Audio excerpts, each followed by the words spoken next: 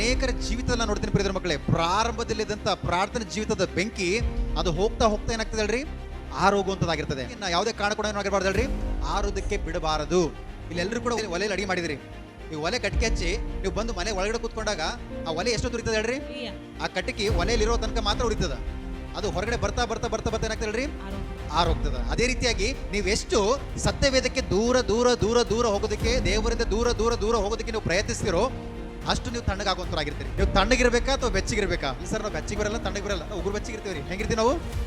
ಉಗುರು ಬೆಚ್ಚಗಿರ್ತದೆ ಸರ್. ಸುಮ್ಮನೆ ಜಾಸ್ತಿ ಬಿಸಿ ಆದ್ರೆ ಸುಡ್ತದ, ತಣ್ಣಗಾದ್ರೆ ಮತ್ತೆ ಚಳಿತಾವ.